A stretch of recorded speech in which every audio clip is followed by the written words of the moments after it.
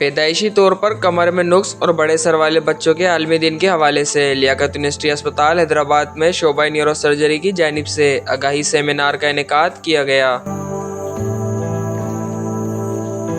Seminar में chairman neuro surgery department doctor Riaz Ahmed Raja, Liaquat university अस्पताल हैदराबाद और जामशोरों के director admin Abdul Sattar Jatoi, DHO Hyderabad doctor Lala Jafar, director ICU doctor Kashif Memon, head of department neurology doctor Javed Altaf, head of department gastroenterology doctor Karam Bajwa, gynaecologist doctor Roshan Ara, gynaecologist doctor Rahil Sikandar, बच्चों के माहिर doctor Chetan Das, neuro surgeon doctor Pir Asad Aziz, associate professor neuro surgery department doctor Mohammad Ali, neuro surgery department के doctor Muzaffar Bhand, plastic surgeon professor doctor Mahesh Kumar, समाजी रहनुमा Azam Chauhan, RMO doctor Mohammad Ali Qaim Khani, RMO doctor Ali गौर समेत समाजी रहनुमा और दीगर शोबा जात से ताल्लुक रखने वाले डॉक्टर्स ने शिरकत की। तकरीब से खिताब करते हुए न्यूरो सर्जरी के professor doctor Riaz Ahmed Raja, associate professor doctor Mohammad Ali समेत दीगर डॉक्टर्स ने खिताब करते हुए आगाही फराहम की।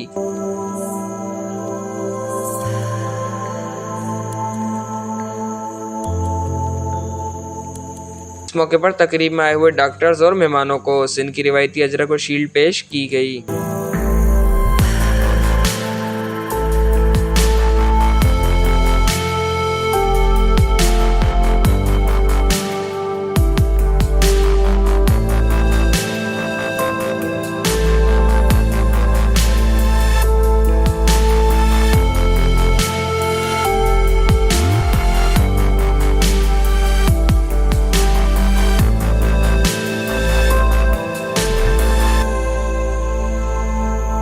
तकरीब से खिताब करते हुए लियाकत यूनिवर्सिटी अस्पताल हैदराबाद और जामशोरों के डायरेक्टर एडमिन अब्दुल सत्तार जतोई का कहना था कि हमारा फर्ज बनता है कि हमारे पास जो मर्ज के इलाज के लिए जिस किस्म का भी मरीज आए, हमारे जितने भी शोबे हैं, चाहे वो न्यूरो सर्जरी हो, गायनी हो, पीड्स सर्जरी हो, यूरोलॉजी हो, नेफ्रोलॉजी हो,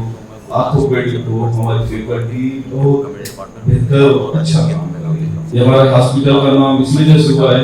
कहते हैं कि तालीम एक हाथ से नहीं दो हाथों से बचती है। हम इनके लिए वसाइल मुहैया करते हैं, लेकिन इस खिदमत में उनका अहम किरदार है उन इक्विपमेंट को और उन वसाइल को बेहतर अंदाज में इस्तेमाल करें। और हम सारे जितने भी सीनियर्स हैं हम उनको सपोर्ट करेंगे। राजा साहब की वो खिदमत है, यहाँ पर वो सर्जरीज इक्विपमेंट नहीं है कि जो पहले कभी नहीं हुआ करती थी। काशिफ साहब की कजिन थे जिनका ऑपरेशन जो बाबा खान से करवाया था, 12 लाख रुपए उनके खर्च हुए थे। वो सर्जरीज हमारे पास हफ्ते में 2 मरतबा इसकी सर्जरीज हुआ करती हैं। तो हम तो यानी जहाँ भी जाते हैं लियाकत यूनिवर्सिटी के नाम से ही पहचाने जाते हैं, क्योंकि इस हॉस्पिटल ने ये बहुत सारे टारगेट्स अचीव किए हैं। तो यकीनन इस मौके पर लियाकत यूनिवर्सिटी अस्पताल हैदराबाद और जामशोरों के न्यूरो सर्जरी डिपार्टमेंट के हेड डॉक्टर रियाज अहमद राजा का कहना था कि प्रोग्राम को ऑर्गेनाइज़ करने का मकसद ये था कि जो हमारे पास बच्चे सर के बड़े सरों से आते हैं जिनमें पानी होता है और उनके कमर में जो है पैदाइशी नुक्स होता है जिसमें नसें फंसी हुई होती हैं, ये बच्चे जब पैदा होते हैं तो इनको माजूरी होती है टांगों में, और बड़े सर जो है उनमें इन्फेक्शन भी हो सकता है और कॉम्प्लिकेशन होती हैं। हम जहाँ तक ऑपरेशन करते हैं तो उसके काफ़ी बच्चे जो है बेहतर होते हैं, लेकिन जो उनको और कॉम्प्लिकेशन होती हैं तो इसकी पेचीदगियाँ बहुत ज़्यादा हैं। हमारा आज का प्रोग्राम ये था कि हमने गायनेकोलॉजिस्ट को, फैमिली फिजिशियन को, अल्ट्रासोनोलॉजिस्ट को, फिजियोथेरापिस्ट, यूरोलॉजिस्ट सबको मदऊ किया, क्योंकि ऐसे बच्चे जो पैदा होते हैं उन सबको इन डॉक्टर्स की ज़रूरत होती है। लेकिन हमें जो है प्रिवेंशन पे ज़ोर देना है। उसके लिए हम गवर्नमेंट से अपील करेंगे कि आज के प्रोग्राम से जो बातें जो है सामने आई वो ये है कि मदर का जो है फॉलिक एसिड लेना बहुत ज़रूरी है। मदर तो क्या, हर लड़की का जो शादी के काबिल है और चाइल्ड बियरिंग एज तक है उसको फॉलिक एसिड लेने का जो है इम्प्लीमेंटेशन होनी चाहिए। अब हमने अपनी तवज्जो से जो है अवाम उन्नास को मीडिया से, प्रिंट मीडिया या इलेक्ट्रॉनिक मीडिया से ये बताना है कि फॉलिक एसिड की बहुत ज़्यादा इम्पॉर्टेंस है ऐसे डिफेक्ट रोकने के लिए। फॉलिक एसिड एक किस्म का विटामिन है जो अलग तरीके से दिया जाता है, उसको जो है सस्ते में सस्ता करना चाहिए ताकि औरतें उसको ले सकें। इस मौके पर district health officer doctor Lala Jafar का कहना था कि हमेशा की तरह प्रोफेसर रियाज राजा ने स्पाइनो बाइफिडा और हाइड्रोकेफेलस के लिए आवाज़ उठाई है, और जब से हम लोग आए डिस्ट्रिक्ट हेल्थ ऑफिस इनके साथ है कि हमारी बहू बेटी बच्ची एक 5 मिलीग्राम की गोली फॉलिक एसिड की वजह से ऐसा बच्चा पैदा करे जो सारी ज़िंदगी के लिए नामाजूर हो। तो आएँ आप और हम मिलकर इस आवाज़ का हिस्सा बने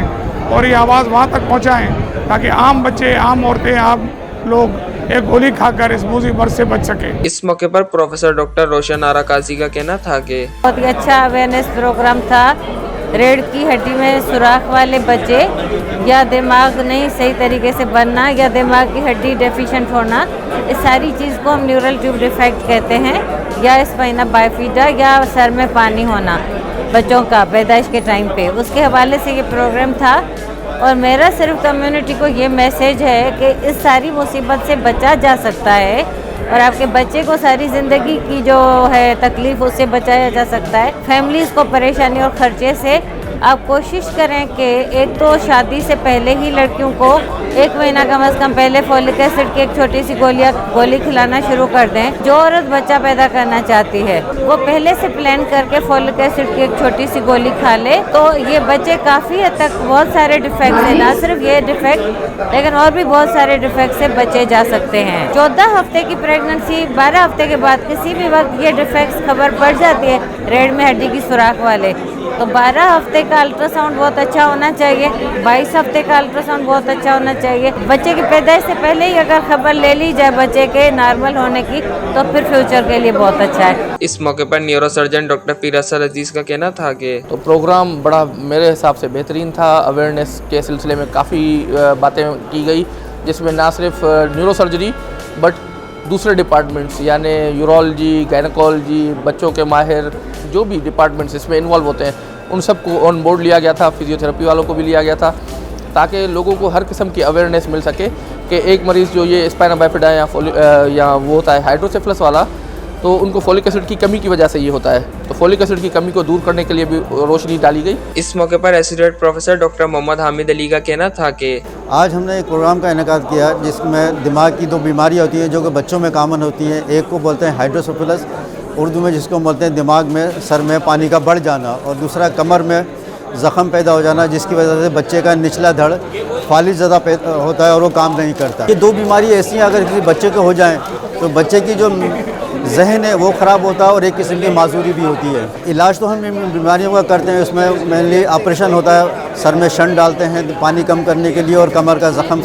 करने उसे सर्जिकल रिपेयर करते हैं। लेकिन इन सबसे बेहतर है कि इस चीज़ को रोका जाए, इस चीज़ की बीमारी को पैदा होने से पहले रोका जाए, तो जिसके प्रिवेंटिव मेजर्स होते हैं कि उसके लिए क्या किया जाए। तो आज का जो प्रोग्राम था वो करने का मकसद यही था ताकि लोगों में इस बीमारी और इससे बचाव के बारे में आगाही पैदा हो सके, इस बीमारी को कैसे रोका जाए। जिसके लिए सबसे अहम चीज़ है कि जो फॉलिक एसिड जो कि एक किस्म का विटामिन होता है और बहुत सस्ता होता है और हर जगह अवेलेबल होता है, कि जो भी माँ जब कंसेप्शन करे, बच्चा पैदा करने की ख्वाहिश करे तो वो इस विटामिन का इस्तेमाल जो है शुरू कर दे, ठीक है, और कम से कम अपनी प्रेगनेंसी के पूरे पीरियड में इस टेबलेट का इस्तेमाल करते रहे। इस मौके पर न्यूरोसर्जरी डिपार्टमेंट के असिस्टेंट प्रोफेसर डॉक्टर औरंगजेब का कहना था कि हाइड्रोसेफेलस और स्पाइना बाइफिडा ये बच्चों के बहुत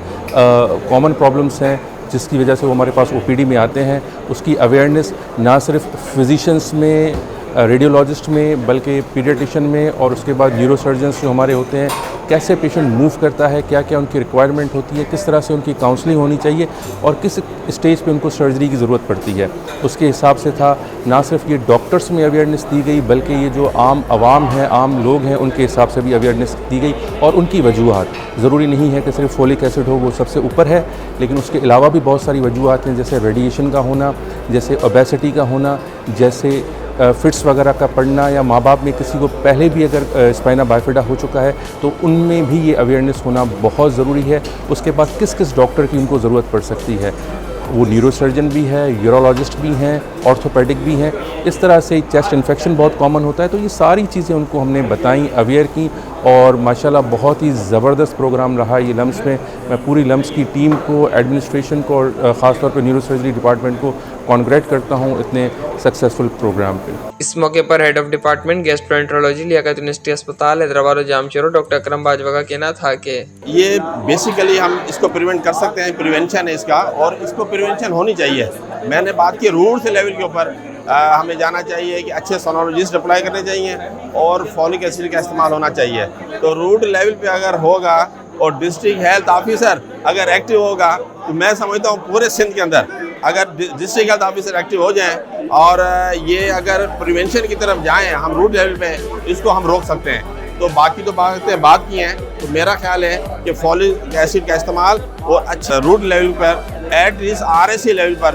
बेहतरीन होने चाहिए ताकि अर्ली डिटेक्शन हो या अर्ली प्रिवेंशन हो और लोग उसका अच्छी तरीके बेहतर तरीके से उससे बच भी सकें, और अगर अर्ली का चीज़ ऐसी डिटेक्ट हो जाती है तो उसका टाइमली इलाज हो सके। इस मौके पर न्यूरो सर्जन डॉक्टर सनाउल्लाह का कहना था कि हाइड्रोसेफलस और स्पाइना बाइफिडा, दिमाग के अंदर पानी का ज़्यादा भर जाना और पैदाइशी तौर पे कमर पे पीछे ज़ख्म के बारे में सेमिनार मुनक्कद किया गया।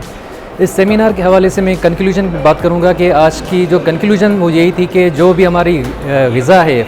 फूड फोर्टिफिकेशन की जाए, जिस तरह से गंदों में उसके अंदर फोलिक एसिड वो उसके अंदर फोर्टिफाइड किया जाए, प्लस में जो नए शादीशुदा जोड़े हैं उनमें फोलिक एसिड की अहमियत को उजागर किया जाए। जैसे ही किसी जोड़े की शादी होती है तो उसमें फोलिक एसिड स्टार्टिंग से ही डे 1 से ही दिया जाए।